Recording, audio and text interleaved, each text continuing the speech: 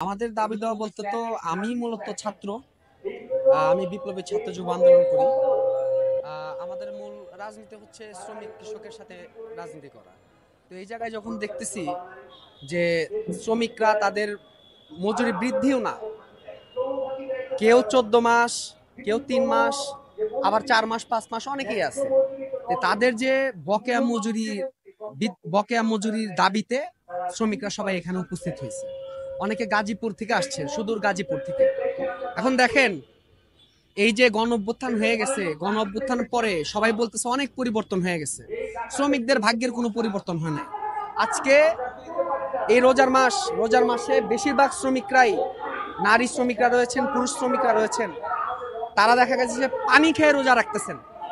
তারা যখন তাদের এই মজুরির জন্য এই শ্রম ভবনে আসলেন, তাদের নাকি এই ভবন থেকে লাঠিপেটা করছে, একজন নারী শ্রমিকের পা কেটে গেছে, আরেকজন শ্রমিক ওইখানে স্ট্রোক করে মারা গেছেন। এখন এটা তো মারা বলে চালায় দেওয়া হচ্ছে, এটা একটা খুন। কারণ আজকে যদি তারা সময় মতো মজুরি দিত, এই শ্রমিকের আজকে এখানে আসার দরকার হইতো না, এই শ্রমিকের আজকে হিটস্ট্রোক করে মারা যাওয়ার পরিণত হইতো না। এই পুরো মৃত্যুর দায়ভার এই বর্তমান সরকারকে নিতে হবে, আর তাদের ক্ষতিপূরণ দিতে হবে। আর এই যে শ্রমিকরা যে বকেয়া মজুরি, মার্চ মাসের মজুরি এবং যে ঈদ বোনাস, সকল যে তাদের দাবি দেওয়া, সে সকল দাবি দেওয়া তাদের পূরণ করতে হবে। সেই জায়গা থেকেই আমরা, শুধু আমরা না, বিভিন্ন ছাত্র সংগঠনের প্রগতিশীল বাম ছাত্র সংগঠনের নেতাকর্মীরা আসছেন, তারা এখানে সংহতি জানাইছেন। আর আমরাও মনে করি যে আন্দোলন একটা ন্যায্য আন্দোলন। এই আন্দোলন যতক্ষণ পর্যন্ত থাকবে, তাদের দাবি দেওয়া পূর্ণ হওয়ার আগ পর্যন্ত আমরা তাদের পাশে থাকব। আর শ্রমিকদের সাথে আমরা ছাত্র হিসাবে তাদের সাথে থাকবো। আমাদের কর্মসূচি আমরা নির্ধারণ করব না। শ্রমিকদের জন্য যেটা ভালো, শ্রমিকরা যে দাবি দেওয়া চায়, তাদের যাতে সুন্দর মতো মজুরি নিয়ে তারা যেটাতে খুশি, সেই তাদের মন মতো যেটা দাবি, সেই দাবির সাথে আমরা একসাথে আন্দোলন করব।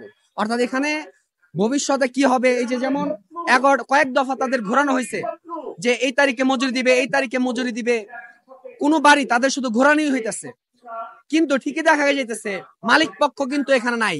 একটু আগে শুনলাম যে শ্রম মন্ত্রণালয়ের যে একজন ঊর্ধ্বতম কর্মকর্তা, তিনি নাকি আইএলওতে, ইন্টারন্যাশনাল লেবার অর্গানাইজেশন, সেখানে গেছেন মিটিং করতে। তারা ইন্টারন্যাশনাল অর্গানাইজেশনের জায়গায় শ্রমিকদের অধিকার নিয়ে কথা বলতেছেন, কিন্তু এই জায়গায় তো দেখা যাইতেছে শ্রমিকরা তাদের মজুরি বৃদ্ধি, বকেয়া মজুরির জন্য বৃদ্ধি না, বকেয়া মজুরির জন্য আন্দোলন করতেছেন।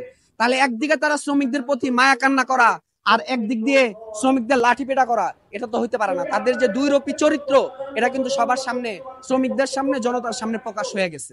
অর্থাৎ ভবিষ্যৎ আন্দোলন কোন দিকে যাবে, শ্রমিকদের সাথে নিয়েই ছাত্ররা, শ্রমিকরা, জনতা, যারা এই শ্রমিকদের আন্দোলনকে ন্যায্য মনে করেন, সবাইকে এখানে একসাথে অংশগ্রহণ করতে হবে এবং এই দাবি দেওয়া পূর্ণ হওয়া আগ পর্যন্ত এখান থেকে যাওয়ার কোনো পরিকল্পনা শ্রমিকদেরও নাই। আর আমরা যারা শ্রমিকদের পক্ষে রাজনীতি করি, তাদেরও যাওয়ার কোনো অবস্থান নাই। শ্রমিকদের সাথে আমরা আছি, থাকবো।